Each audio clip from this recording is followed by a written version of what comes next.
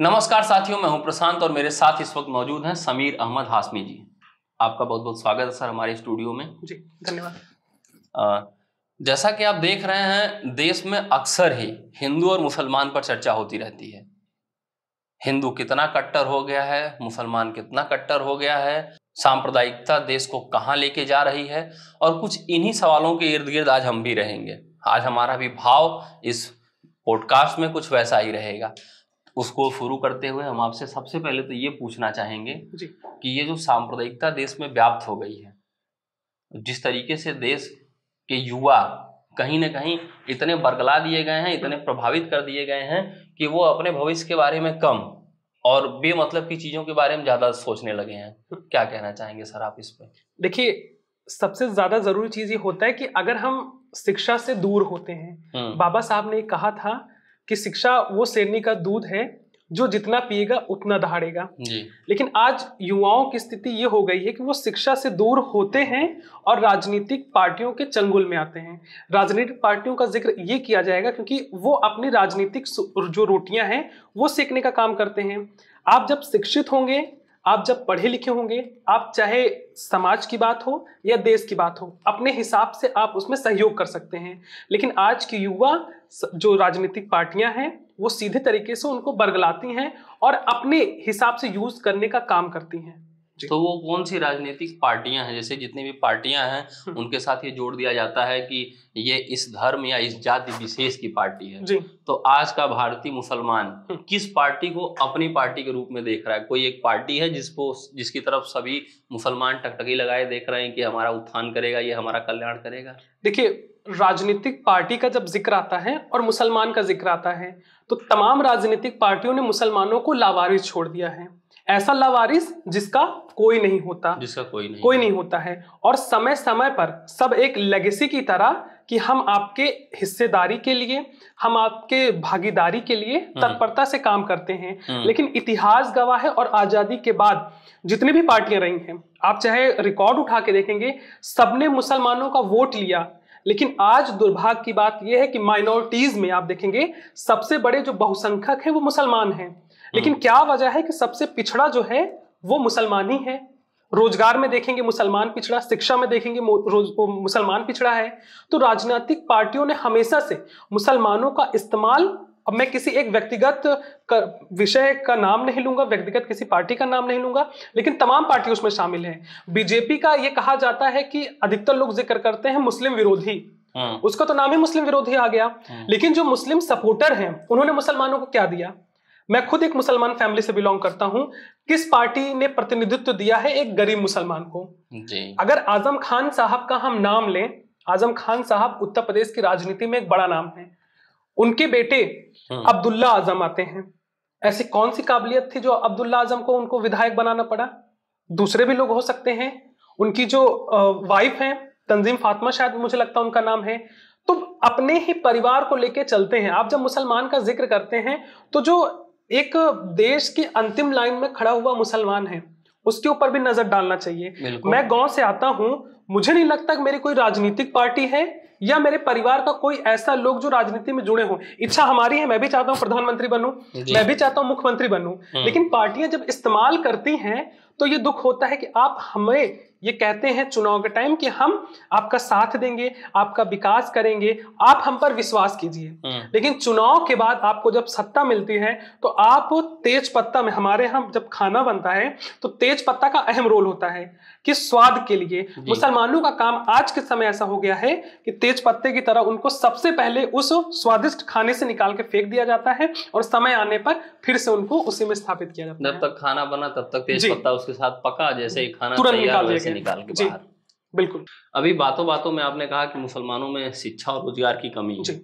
खुले मन से ये भी हमें सुनने को मिला है, यहाँ तक कि शिक्षा विभाग, शिक्षा से जुड़े हुए जो बड़े लोग रहे हैं, बड़े नाम रहे हैं, वो भी और राजनीति से जुड़े हुए लोग रहे हैं, उनका भी ये कहना है कि मुसलमान है तो पंचर साटेगा। तो वर्तमान समय में भारतीय मुसलमानों की शिक्षा और रोजगार की क्या स्थिति है?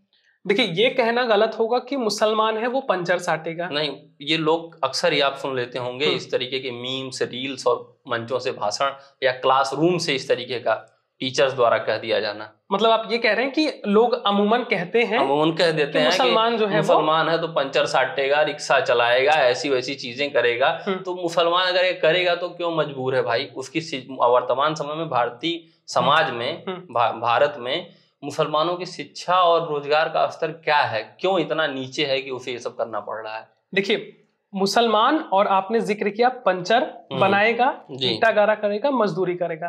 पहला बात यह है कि कोई भी काम जो है वो छोटा बड़ा नहीं होता, पहला चीज। दूसरा यह है कि अगर मुसलमान की स्थिति क्यों बन पा रही है, लिटरेसी अगर आप रेट देखें तो ऐसा नहीं है कि मुसलमान हो, जो बहुसंख्यक समाज है उसमें भी बहुत सारे लोग जो हैं वो ऐसे काम करते हैं। बिल्कुल। मुसलमानों का जिक्र आता है तो सरकार की जो तमाम स्कीमें हैं जो इम्प्लीमेंट होती हैं, भाई गरीब मुसलमान है, पंचर साटने वाला तो कोई जो लुलू मॉल है उसका तो शेख साहब का तो बेटा पंचर नहीं बनाएगा। सही बात, क्योंकि ऑलरेडी उसको शिक्षा बेहतरीन मिल रही है। पंचर कौन बनाता है? जो एक आम मुसलमान होगा, एक गरीब मुसलमान होगा, पिछड़ा मुसलमान होगा, जो एक बैकवर्ड क्लास का अंतिम मुसलमान जिसे हम कह सकते हैं पासमंदा मुसलमान होगा, वो होगा।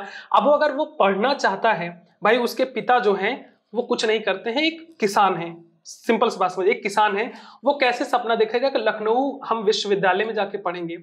या तो पैसा बहुत ज्यादा हो, या तो एजुकेशन बहुत ज्यादा हो, न उसको मार्गदर्शन मिलेगा न उसको पैसा मिलेगा। वो रुख करेगा कि जो सरकारी स्कीमें हों। जैसे एक एग्जांपल हम छोटा सा आपको दें कि आप गांव में जाएंगे, पहले के समय में आपको तमाम झुग्गी झुपड़ियां मिलेंगी, पक्का घर बनवाने का किसी के पास साधन नहीं था, लेकिन सरकारें आई, पैसे देने लगी, और आप गांव में अब जाएंगे, कुछ लोगों को छोड़ दिया जाए तो तमाम लोगों के पास पक्का घर है।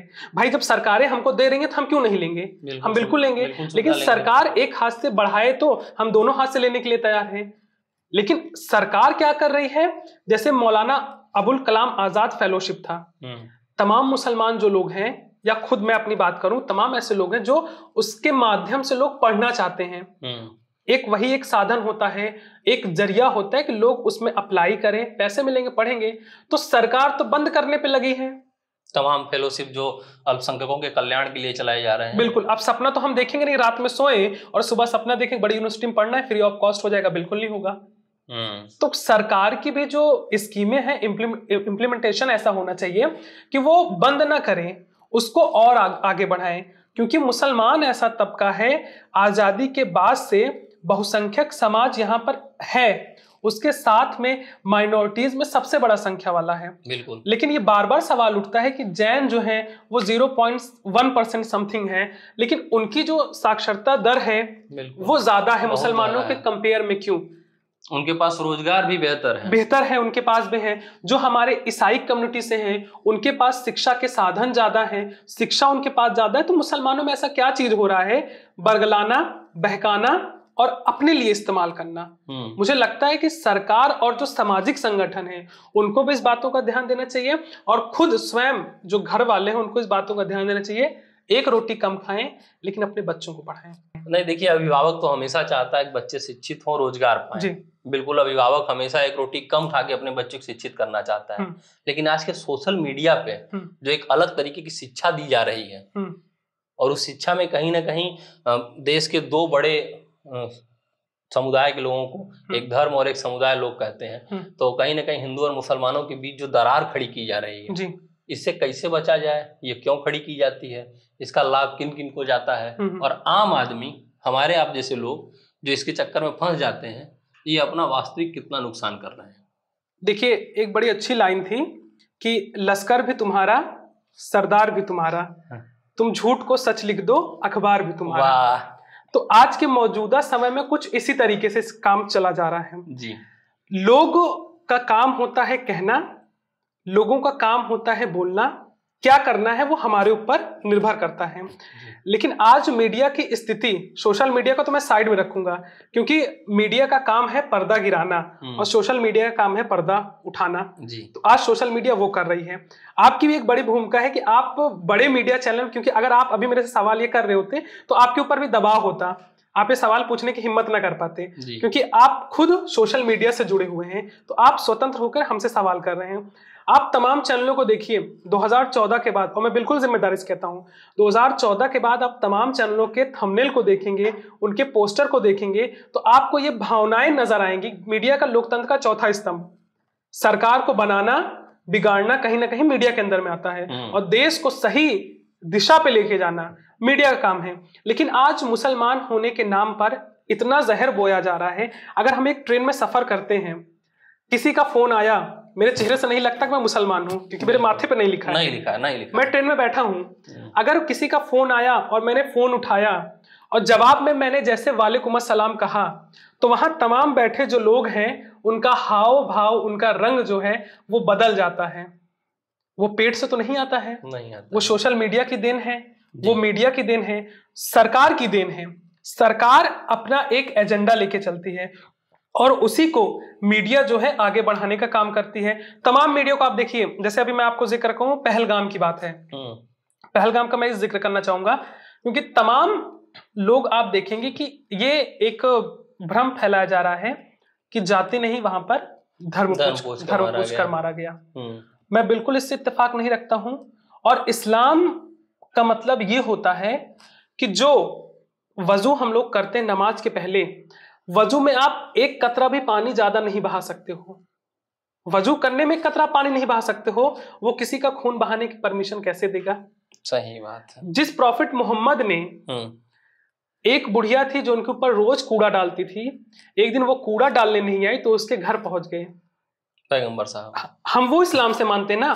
हम भाई वो जो अल्लाह अकबर, नारे तकबीर अल्लाह अकबर का नारा लगाकर किसी का सर काटते हैं, जो कहते हैं सर तन से जुदा, सर तन से जुदा, गुस्ताखे नबी की एक ही सजा, हम तो उस इस्लाम को नहीं मानते। भारत का तमाम मुसलमान इस बात से बिल्कुल इत्तेफाक नहीं रखता है कि बाहर का इस्लाम क्या है। हमें हमारा इस्लाम पता है। हमारे मोहम्मद साहब ने यही कहा है कि आप, अगर आपका पड़ोसी भूखा है बगल, आपके ऊपर खाना हराम है। मैं उस इस्लाम को जानता हूं। तो ये जो आतंकवादी बार बार कहते हैं कि हम इस्लाम से आते हैं, इस पे आप क्या कहेंगे? कि उसके बाद ये लोगों के बीच में धारणा बन गई है ना कि आतंकवादी है तो इस्लाम धर्म का है। कहीं ना कहीं ये धारणा इतनी घुस गई है दिमाग में कि इस्लाम धर्म का है तो आतंकवादी है। ठीक है, देखिए, जो आतंकवादी होता है उसका कोई धर्म नहीं होता, लेकिन सवाल यही उठेगा फिर उसने धर्म पूछ के क्यों मारा? वो बार बार क्यों चिल्लाते हैं भाई? हाँ। आज पहलगाम पहली बार नहीं है, बार बार आतंकवादी क्यों चिल्लाते हैं कि अल्लाह अल्लाह अकबर, इंशाअल्लाह हम इस्लाम धर्म से हैं। वो खुद कहते हैं कि हम इस्लाम को फॉलो करते हैं। तो ये जो धारणा बन गई है कि आतंकवादी है तो इस्लाम का है, और लगभग अब ये माना जाने लगा है कि इस्लाम का है तो आतंकवादी ही है। आतंकवादी इस पे आप क्या कहेंगे? आपको एक घटना याद होगी, ट्रेन में एक कांस्टेबल ने 3 लोगों को मार दिया था। आपको याद है घटना? जी। जिस तरीके से आपने कहा कि हर मुसलमान के जो होता है वो ये जिक्र किया जाता है कि उसके तार जो है, सारे मुसलमानों के नहीं, हर आतंकवादियों के जो तार होते हैं मुसलमान से जुड़े होते हैं। हर जो आतंकवादी होता है इस्लाम को क्यों फॉलो करने वाला होता है, आप यही कह रहे हैं जी। एक सिंपल सा मैं आपसे सवाल पूछूंगा कि एक आपको घटना याद होगी, ट्रेन में एक कांस्टेबल ने 3 लोगों की हत्या कर दी जी। उसने एक नारा लगा के मारा। आपको याद है उसने क्या कहा था? हत्या के बाद उसने जय श्री राम का नारा लगाया था। जी। अब आप ये बताइए, जय श्री राम, भगवान राम जो हैं वो भारत में तमाम जो लोग हैं, वो हिंदू हो मुस्लिम हो, सबके आस्था के केंद्र हैं। बिल्कुल मर्यादा पुरुषोत्तम है। उनको मर्यादा के लिए जाना जाता है कि जीवन कैसे जिया जाए, आदर्श कैसे बना जाए, आदर्श तरीके से जीवन कैसे जिया जाए, लोगों का सम्मान कैसे किया जाए। और वो उस राम के नाम पे जो है कि अब समाज में हिंसा हो जाना, वही सोशल मीडिया और तमाम चीजों का जो जहर फैला हुआ है। और वही उसी तरीके से अब जो इस्लाम धर्म को इस तरीके से दिखाया जाता है कि हम जिहाद कर रहे हैं, ये कुरान में लिखा है, ये इस्लाम कहता है, तो ये गलत तो है ही। लेकिन उस पे एक आम मुसलमान, भारत का एक आम मुसलमान उनके जिहाद पर, उनके इस्लाम पर, आतंकवादियों के जिहाद पर, आतंकवादियों के इस्लाम पर और आतंकवादियों के कुरान पर कितना भरोसा करता है? आप जो भरोसे की बात कर रहे हैं, पहलगाम में आपको भरोसा नजर आया? नहीं। लगभग 37 साल बाद आप देखे होंगे कि लाल चौक जो ऐतिहासिक चौक है, तमाम दुकानें बंद थी। भारत की तमाम मस्जिदों से आपको एक ही नारा सुनाई दिया कि हम आतंकवाद के खिलाफ हैं, पाकिस्तान से कोई हमारा रिश्ता नहीं है। भारत के तमाम मुसलमान ने कभी उसका समर्थन नहीं किया। 3 दशक के बाद जो है कि पूरे देश के साथ स्वर मिला के कश्मीर ने आतंकवाद का विरोध किया। हमेशा वो आरोप लगता था कि कश्मीरी जो हैं वो आतंकवादियों से कहीं ना कहीं उनको पनाह देते हैं, लेकिन आपको नजर आया होगा कि वो कश्मीर जिसे जन्नत का स्वर्ग कहा जाता है, वो कश्मीर जो हरा भरा होता है, लेकिन 28 लोगों की निर्मम हत्या हो गई वहां पर, वो कश्मीर रो रहा है। बिल्कुल आपने सुना होगा, आज सवाल ये क्यों नहीं उठता है 28 लोगों को मार दिया, कैसे मार दिया भाई, कैसे पहुंचे सिक्योरिटी। आप ये सोचिए कि पहलगाम जो है वो पहाड़ी इलाका, बॉर्डर से लगभग 200 किलोमीटर अंदर है, 200 से 2.5 घंटे वहां पर लगते हैं। प्लेन से तो आ नहीं सकते, बिल्कुल ट्रेन से तो आ नहीं सकते हैं, आएंगे बॉर्डर से। बॉर्डर किसके हाथ में है? सिक्योरिटी फोर्सेस किसके अंडर में आता है? गृह मंत्रालय और रक्षा मंत्रालय। और गृह मंत्रालय कौन चलाता है? अमित शाह जी चलाते हैं। तो सवाल तो ये उठता है ना भाई, जिम्मेदारी हमारी ये तय होती है कि अगर हमसे ये सवाल पूछा जा सकता है कि आतंकवादी जो हैं वो मुसलमान क्यों होते हैं, हम उसके लिए जवाब देने के लिए तैयार हैं, लेकिन ये भी पूछा जाए कि उनको वहां से कैसे वो खाली चले गए, कैसे आए, अपना काम की ओर चले गए, वो कैसे चले गए, पूरा ये जो इकोसिस्टम था सिक्योरिटी का, ये कहाँ था। आज आप वो बच्चे को सुनेंगे जो 8 साल का बच्चा, उसकी वीडियो आप क्लिप देखेंगे, उसने कहा कि ये सरकार हमें वहां पर उसने छोड़ दिया। सरकार वहां पर चाहती तो बहुत कुछ कर सकती थी। सरकार का उसमें ये बयान आया था कि अभी 2 से 3 दिन के बाद परमिशन थी, लोग उत्साह में वहां पहले ही पहुंच गए। जो आपने अभी जिक्र किया कि वहां पर क्या बोलते हैं, परमिशन नहीं थी, वो लोग ज्यादा उत्साह में पहुंच गए। आप ये सोचिए कि जो बात आपने कही है वो किस जिम्मेदारी के तरीके से कह रहे हैं मुझे नहीं पता। जिस जम्मू कश्मीर में आप जितने भी वहां पे टूरिस्ट जाते हैं, जितने वहां घूमने जाते हैं, आप उनसे पूछेंगे, वो बताएंगे आपको कि आधा किलोमीटर 1-1 किलोमीटर पे चेक पोस्ट बना हुआ है। बिल्कुल हाँ। तो भैया आप ये बताइए, इतना उत्साह में कैसे पहुंच गए वो लोग, कैसे उत्साह में पहुंच गए? उड़ के तो गए नहीं होंगे। एक सवाल ये भी बनता है कि मान लीजिए लोग 3 दिन पहले पहुंच गए, ये इंटेल कैसे पहुंच गई कि 3 दिन पहले बिना किसी सिक्योरिटी के लोग आ रहे हैं? नहीं, जब आप ये सोचिए ना, बड़ा सवाल तो यहीं पे उठता है कि आधा किलोमीटर पे 1 किलोमीटर पे चेक पोस्ट है, तो वो भी 2000 की संख्या, 1-2 की बात नहीं कर रहे हैं, 2000 की संख्या कैसे पहुंच गई? आपने रोका नहीं, और रोका भी नहीं, वहां पर एक भी पुलिसकर्मी, एक भी नौजवान नहीं मौजूद था, सेना का जवान एक भी मौजूद नहीं था। आप बार बार मीडिया में ये चीज चला रहे हो, बार बार ये चीज कह रहे हो कि वहां पर जो है क्या बोलते हैं, हिंदू को टारगेट। मैं बिल्कुल उस चीज से इत्तेफाक रखता हूं कि उन्होंने धर्म पूछा, उन्होंने जो वहां पे लोग थे उन्होंने बताया पैंट उतारी गई, वहां पे कलमा पूछा, लेकिन लोग वहां पर यह जिक्र नहीं कर रहे हैं कि वहां पर एक मुसलमान भी मारा गया, आदिल। वहां पे यह जिक्र नहीं कर रहे हैं कि इनायत खान जो था 11 लोगों को बचाया है।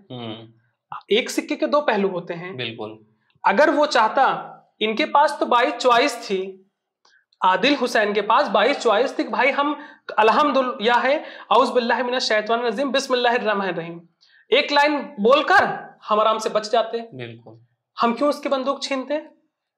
क्या जरूरत थी हमको? क्या जरूरत थी? हाँ भाई, एक देखा जाए तो आदमी अपना जीवन बचाने के लिए क्यों किसी दूसरे के मामले में फंस जाएगा, लेकिन उसने किसी को दूसरा नहीं समझा। उसने आतंकवादियों से बोला कि ये सब अपने हैं, आप इनके ऊपर मत चलाइए, और उसने बंदूक भी छीनी। उसको पता था 3 लोग हैं, लेकिन उसने बंदूक छीनी, पीछे से वार होता है, गर्दन पे 3 गोलियां लगती हैं और वो वहीं पर ऑन द स्पॉट उसकी डेथ हो जाती है। ये सवाल उठता होना चाहिए, ये सवाल बोलना चाहिए लोगों में कि आज मुसलमान को आप एक नजर से आप क्यों देख रहे हैं, मुझे नहीं समझ में आता। हर बार आप वहीं चले जाते हैं कि इस्लाम और आतंकवाद का क्या संबंध है। हमें इस बात की तकलीफ होती है कि हमारे पूर्वजों ने, हमारे जो लोग थे, उन्होंने इस देश को बाई चॉइस चुना। आपके पास चॉइस का ऑप्शन नहीं था, हमारे पास चॉइस का ऑप्शन था। हम चाहते थे हम पाकिस्तान चले जाते। भारत में आज आजादी के बाद जो भी मुसलमान है वो बाई चांस नहीं है, वो बाई चॉइस है, उनकी इच्छा थी। मेरी इच्छा है, अगर आपके पूर्वजों ने देश आजाद कराने में अपना योगदान दिया है, हमारे पूर्वजों ने भी दिया है, बिल्कुल दिया है। आप क्यों इस तरीके से कहते हैं कि हम पाकिस्तान चले जाएं, हमें पाकिस्तानी प्रेमी हैं, या हम हिंदुस्तान में गद्दारी कर रहे हैं? ये तो जो सोशल मीडिया पे चलता है और जो कुछ लोगों की हरकतें हो जाती हैं वो सिर्फ एक ही साइड से नहीं होती हैं। नहीं, ठीक है, आप जैसे एक साइड का आप जिक्र कर रहे हो, उसमें अगर पहलगाम में चीजें घटना घटी, देश के तमाम मुसलमानों को उस पर टारगेट किया गया। बिल्कुल किया गया, सबको पूरे टारगेट किया गया। आप हमारी जो देशभक्ति पे शक करेंगे। खून अभी आप चेक करें तो लाल निकलेगा।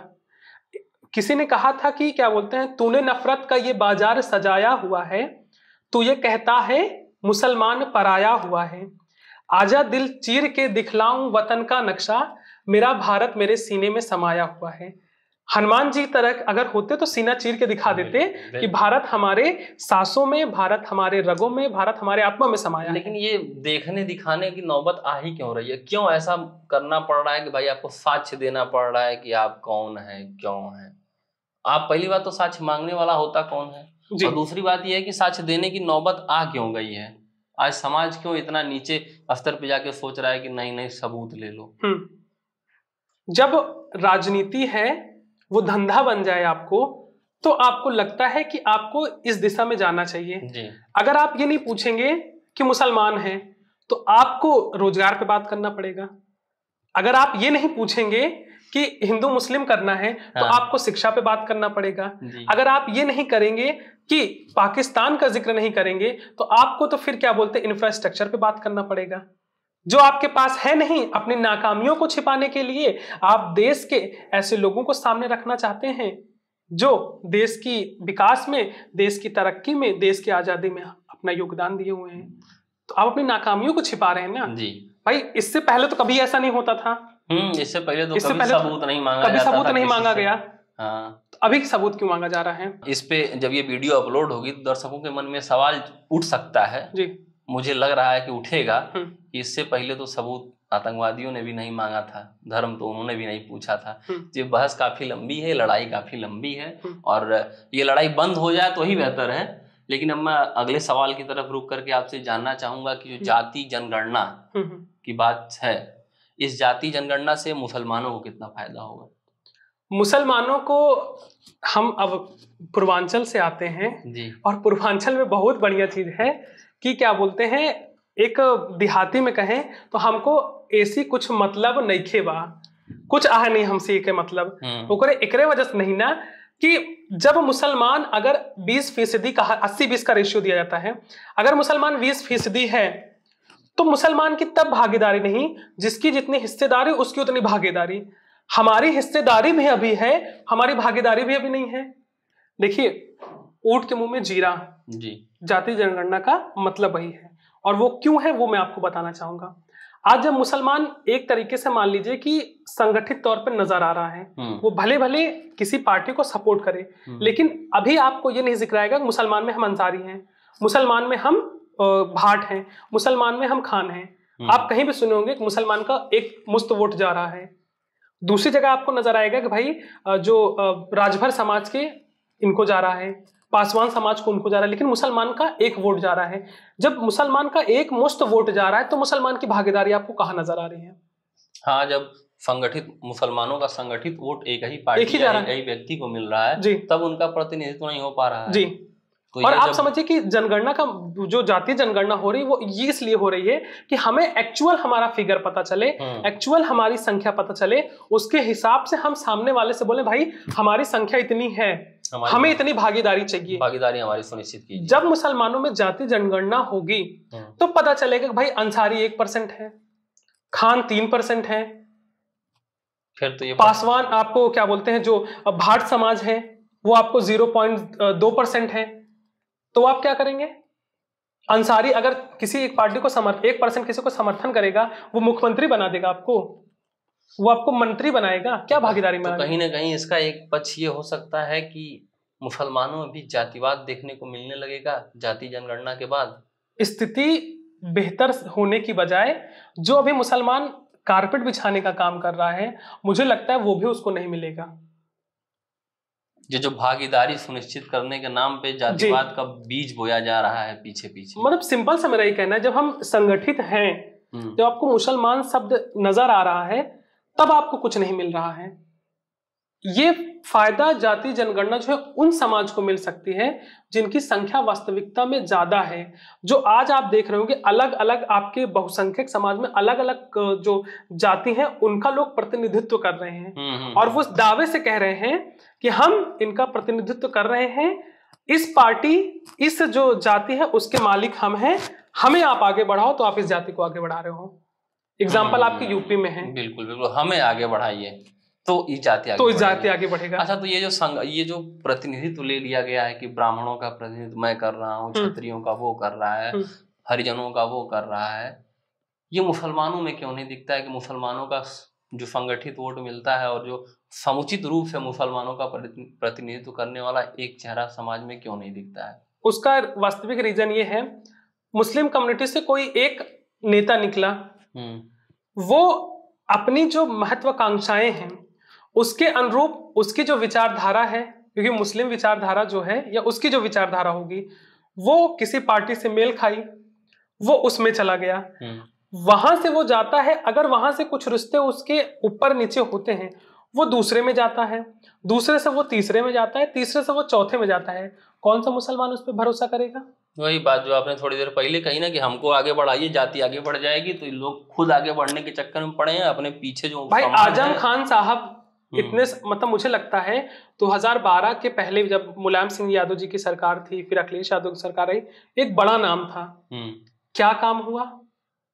कौन से मुसलमान मुझे लगता है आगे बढ़ गए? आप बताइए कौन से ये बड़ा सवाल है। जो धनाढ्य थे वही धनाढ्य हुए, जो गरीब थे वो हम तो, क्योंकि देखिए मैं गांव से आता हूँ, अगर मैं आगे नहीं बढ़ा हूँ, मेरे जो साथ रहने वाले अगर आगे नहीं बढ़े हैं, तो हम क्या उम्मीद माने कि जो हमसे भी निचले तबके के लोग हैं उनके पास क्या स्थिति होगी? बिल्कुल। आज तो सवाल इस बात का होता है ना, अफसोस होता है कि भाई हम में भी लोग हैं जो ऊंचे ऊंचे पदों पे राजनीति में बैठे हुए हैं, लेकिन उनको सिर्फ अपने परिवार से मतलब है, अपने आप से मतलब है, आम जनता गरीब जनता से कोई मतलब नहीं। अच्छा, तो मतलब ये है कि आज का मुस्लिम समाज किसी को अपने नेता के तौर पे नहीं देखता।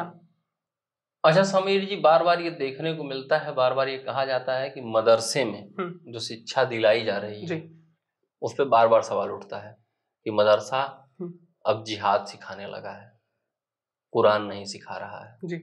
आप मुस्लिम समुदाय से आते हैं, आप मदरसे को देखे हैं, वहां पढ़े हैं, उसको करीब से जानते हैं, जरा प्रकाश डालिए इस बात पर। मदरसा एपीजे अब्दुल कलाम भी मदरसा से पढ़े थे जी, वो क्या है आपको पता होगा जी। अबुल कलाम आजाद भी मदरसे से पढ़े थे, समीर हाशमी आपके सामने बैठा है, हम भी मदरसे से पढ़ के आए हैं। कोई भी संस्था जो है वो आपको आतंकवादी, जिहादी या आपका जो मानसिक उत्पीड़न है वो आपको करना नहीं सिखाती है। शैक्षणिक संस्था आपको मानव बनाती है, वो बनाती है, नहीं बनाएगी। और कोई भी धर्म है वो या उसकी किताबें हैं वो आपको एक अच्छा रास्ता दिखा सकती हैं। आप किस रास्ते को चुन रहे हो वो आपके ऊपर निर्भर करता है। मदरसा जो है, मदरसे में तालीम आपको इस्लाम की दी जाती है।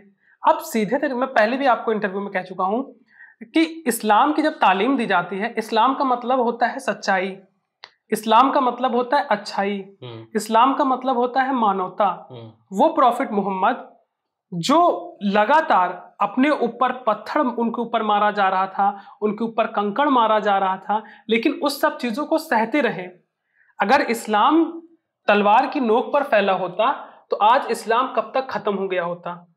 इस्लाम को अच्छाई से फैलाया गया, इस्लाम को मानवता से फैलाया गया। आपने सुना होगा करबले के मैदान में हुसैन साहब को शहीद कर दिया गया।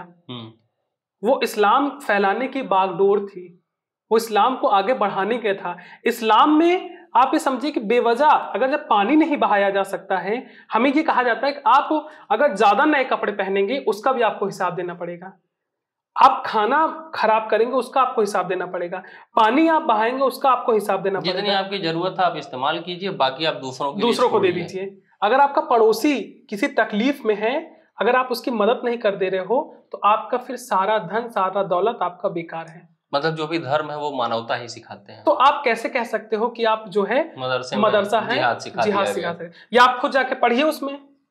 भाई आपको कहने से ज्यादा होता है कि आप उस पर अमल करिए। आप पहले जाके वहां पे पढ़िए। अगर आपको ऐसा लगता हो कुछ चीजें हैं, मैं उसको मानता हूं, जो गतिविधियां होती हैं वो ठीक नहीं होती, कहीं कहीं होती हैं, कहीं कहीं चीजें होती हैं, तो वो मदरसे से पढ़ाने पे नहीं आ रहा हूं मैं, वही आपसे कह रहा हूं, मदरसे से पढ़ाने नहीं आ रहा है। उसका जिक्र किया जा रहा है, मदरसे गलत गतिविधियों की तरफ जाता है। पढ़ाना और गलत गतिविधियों की तरफ ले जाना दोनों अंतर है। तो ये थे हमारे साथ समीर अहमद हाशमी साहब, आपने इनको सुना और इस्लाम और हिंदू धर्म में जो चीज़ें लगातार दिखाई जा रही हैं, जो खाई बनाई जा रही है, हमारी ये कोशिश थी कि हम उस पर सभी पॉइंट्स पे बात करें और आपको बताएं कि आप जरा ना ये व्हाट्सएप यूनिवर्सिटी और सोशल मीडिया के प्रभाव में कम रहिए, यथार्थता में जीवन जिए और अपनी शिक्षा, अपना रोजगार, अपना परिवार के साथ साथ देश भी देखिए। लेकिन ये जो आप भटक रहे हैं, ये भटकना बंद करिए। मिलता है आपसे अगले एपिसोड में किसी नए टॉपिक पर, उसके विश्लेषणात्मक चर्चे के उस पर किया जाएगा, उस टॉपिक पे एक विश्लेषणात्मक अध्ययन लेके आएंगे, उस पर बात किया जाएगा। तब तक के लिए नमस्कार।